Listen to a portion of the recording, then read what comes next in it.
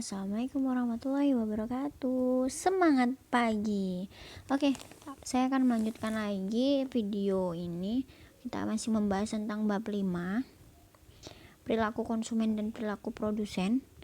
Nah, kita akan membahas lagi di sini tentang faktor produksi ya. Faktor produksi ada 4. Yang pertama produksi alam, produksi tenaga kerja, modal, dan keahlian. Nah, kita akan membahas faktor produksi alam dulu. Nah, faktor produksi alam adalah semua kekayaan yang terdapat di alam semesta yang dapat digunakan dalam proses produksi. Ya, makanya itu disebut faktor produksi alam. Atau juga biasa kita sebut faktor produksi asli karena asli dari alam, gitu ya. Nah, jadi jangan bingung kalau nanti ada faktor produksi asli, berarti faktor produksi alam itu ya. Nah, contohnya adalah mineral, gas alam, minyak, bumi, dan semua terumbu karang, pepohonan. Nah, semua jenis-jenis itu adalah faktor produksi alam. Nah, intinya faktor produksi alam itu yang dapat diperbarui, ada juga yang tidak dapat diperbarui, ya kan? Di alam ini ada kan memang produksi alam atau sumber daya alam yang dapat diperbarui dan juga sumber daya alam yang tidak dapat diperbarui. Itu ada ya pelajaran di IPA kalian waktu masih SMP ya. Nah, ya kita lihat faktor produksi alam yang dapat diperbarui. Tanah, air, sinar matahari, udara. Tanah, air, sinar matahari, udara ini faktor produksi yang tidak dapat diperbarui ya. Tanah, apabila tanah ini digunakan tidak benar ya, disalahgunakan, tanah itu bisa tercemar. Nah, kalau sudah tanah itu tercemar, tanah itu tidak dapat lagi diperbarui ya. Air juga begitu. Apabila air bersih itu sudah tercemar limbah dan sebagainya, tidak dapat lagi diperbarui ya. Jadi tolong jaga lingkungan kita. Kalau hal kecil itu bisa akan menolong alam kita ya. Contohnya kayak buang sampah jangan sembarangan, jangan di got dan sebagainya. Nah, hal-hal kecil seperti itu yang kita lakukan akan membantu sekali untuk alam, gitu ya. Cukup tidak membuang sampah sembarangan saja tuh. Nah, kemudian sinar matahari, terus udara. Nah, kalau udara ini sudah tercemar, tidak akan lagi bisa diperbarui, gitu ya. Nah, jangan sampailah kita membeli udara, beli oksigen gitu kan. Nah, faktor produksi alam di sini ada juga yang dapat diperbarui. Semua jenis tumbuhan ya yang bisa diperbarui gitu. Terus hewan kayak gitu ya. Oke, faktor produksi tenaga kerja. Faktor produksi tenaga kerja di sini merupakan faktor produksi yang tidak kalah pentingnya ya dibandingkan faktor produksi lain. Tenaga kerja merupakan faktor-faktor produksi yang langsung maupun tidak langsung menjalankan kegiatan produksi. Faktor produksi tenaga kerja dikategorikan sebagai faktor produksi asli. Seperti walaupun mesin-mesin telah banyak menggantikan manusia. Nah, berarti tenaga kerja itu adalah faktor produksi aslinya. Nah, mesin-mesin itulah yang terkadang menggantikan manusia untuk melakukan pekerjaan gitu. Karena mungkin bisa dipikir kalau menggunakan mesin itu lebih hemat waktu kan, karena lebih cepat, dan juga mesin itu tidak mungkin minta makan, istirahat dulu mau makan, itu kan nggak mungkin ya gitu. Jadi memang mungkin beberapa perusahaan lebih memilih menggunakan mesin walaupun dia harus mengeluarkan budget yang agak banyak untuk membeli mesin di awal. Namun setelah berjalan, mesin itu bisa memproduksi berkali-kali lipat mungkin hasil produksinya dibandingkan menggunakan tenaga manusia gitu ya. Itu beberapa perusahaan, tapi sebaiknya memang jangan sampai manusia itu digantikan dengan mesin sehingga banyak sekali nanti pengangguran yang ada gitu ya. Nah, ternyata tenaga ahli, tenaga kerja itu juga harus ahli ya. Jadi tidak semerta-merta tenaga kerja ini tidak memiliki keahlian khusus, tapi harus memiliki keahlian khusus di sini ya. Nah, di sini ada terbagi lagi tenaga kerja menurut kualitas tenaga kerjanya. Tenaga kerja terdidik, tenaga kerja terampil, ada tenaga kerja tidak terdidik dan tidak terlatih gitu. Nah, jadi ada terbagi lagi di sini. Kalau tenaga kerja terdidik itu contohnya dokter, insinyur, akuntan, ahli hukum dan ahli-ahli yang lain. Nah, yang mereka dapatkan semua itu dari pendidikan, dari sekolah gitu ya. Nah, tenaga kerja terampil itu tenaga kerja yang memerlukan kursus atau latihan di bidang keterampilan tertentu sehingga terampil dalam bidangnya. Nah, mungkin dia tidak memiliki tidak sekolah tinggi, ya kan? Tidak memiliki pendidikan yang tinggi, mungkin buah es teh, es krim, es melon, es jeruk gitu ya. Nah, tapi dia mengikuti suatu kursus ya, sehingga dia bisa memiliki keterampilan yang luar biasa sehingga bisa menjalankan produksi dengan baik. Nah, contohnya seperti tenaga listrik, montir, tukang las, sopir dan sebagainya gitu. Nah, tenaga kerja tidak terdidik dan juga tidak terlatih, yaitu tenaga kerja yang tidak melalui pendidikan dan juga tidak melalui pelatihan. Contohnya tukang sapu jalan, kuli panggul, atau pekerja-pekerja lainnya yang tidak memerlukan pendidikan dan keterampilan itu ya. Jadi ada tenaga kerja menurut kualitasnya ada 3 ya. Nah, tenaga kerja menurut sifat kerjanya, tenaga kerja rohani dan tenaga kerja jasmani. Kalau tenaga kerja rohani yang menggunakan pikiran, rasa, dan karsa, contohnya seorang guru, editor, konsultan, dan pengacara. Kenapa guru dibilang tenaga kerja rohani? Ya, karena memang benar. Dalam pengertiannya itu adalah tenaga kerja yang menggunakan pikiran, rasa, dan karsa. Nah, jadi seorang guru itu bukanlah robot yang hanya menyampaikan materi kepada siswa.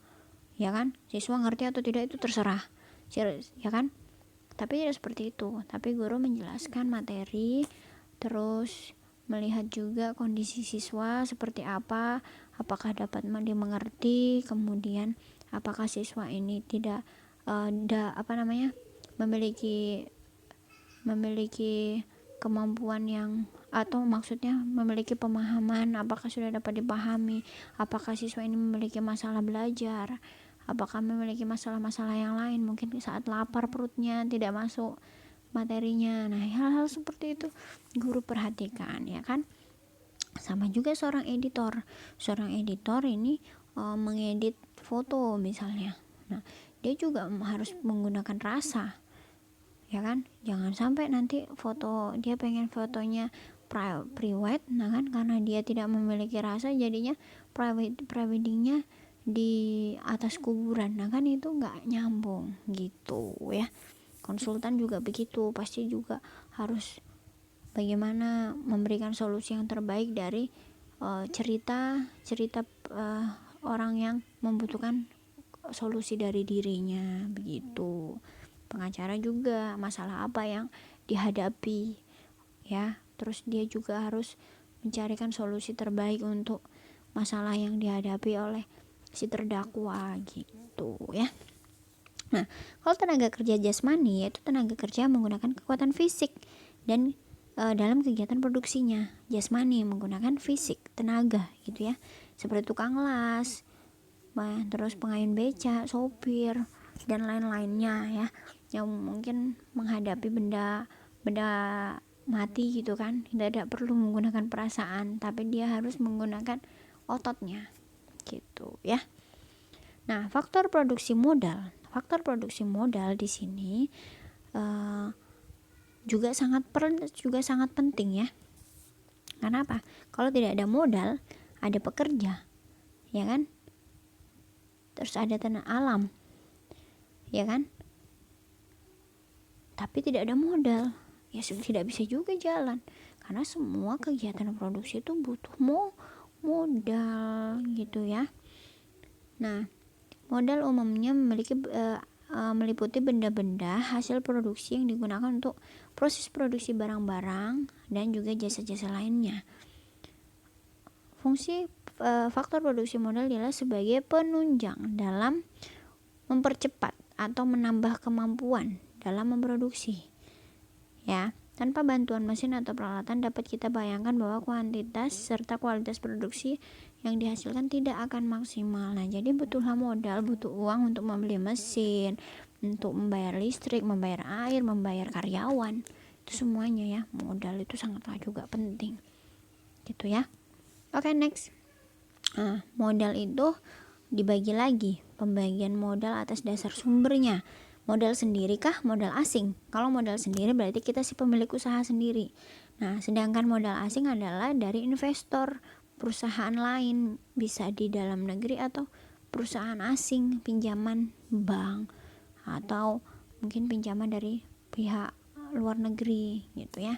Nah, pembagian modal atas dasar bentuk, modal konkret dan modal abstrak. Kalau modal konkret itu adalah modal yang secara nyata dalam proses produksinya. Seperti ada mesin, ada gedung, ada mobil, ada peralatan. Konkret nyata, ada bentuknya. Nah, sedangkan modal abstrak adalah modal yang tidak memiliki bentuk nyata. Nah, contohnya hak paten, hak merek dan goodwill. Nah, kalau kita sudah memiliki produk, nah kita itu harus bisa mendaftarkan ke hak paten kita, jadi hak milik kita. Ada brandnya, ada mereknya, ada logonya, itu adalah milik kita, gitu. Ya, terus goodwill-nya, goodwill itu ya berarti produk itu memang produk berkualitas, itu harus kita patenkan, harus kita daftarkan ya, gitu. Itu tidak terlihat tapi itu adalah modal kita. Itu contohnya satu merek yang ternama ya, kita lihat merek ini ternama, semua produknya itu pasti bagus dan pasti kita akan menyebut merek itu. Nah, dengan seperti itu orang itu sudah jadi modal kita. Saya mau beli biskuit ini dengan merek ini karena yang sudah pasti enak, sudah berkualitas, sudah terpercaya gitu. Itu adalah modal ya. Jadi nanti kalau kalian punya produk, supaya tidak diintip-intip sama orang, kalian harus daftarkan hak patennya ya, kalau itu milik kalian gitu. Oke. Kemudian pembagian modal atas dasar pemilikan, modal individu, modal masyarakat. Nah, jadi modal individu adalah perorangan yang dimiliki oleh si pemilik perusahaan itu. Sedangkan modal masyarakat, modal umum, yaitu dimiliki oleh pemerintah dan juga untuk kepentingan umum. Nah, seperti rumah sakit, terus jalanan, jembatan, pelabuhan, itu modal yang dimiliki oleh masyarakat karena yang membangun adalah pemerintah dari uang rakyat gitu ya. Terus pembagian modal menurut sifat. Pembagian modal menurut sifat. Modal tetap, modal lancar. Jadi modal tetap yaitu jenis modal yang dapat digunakan secara berulang-ulang.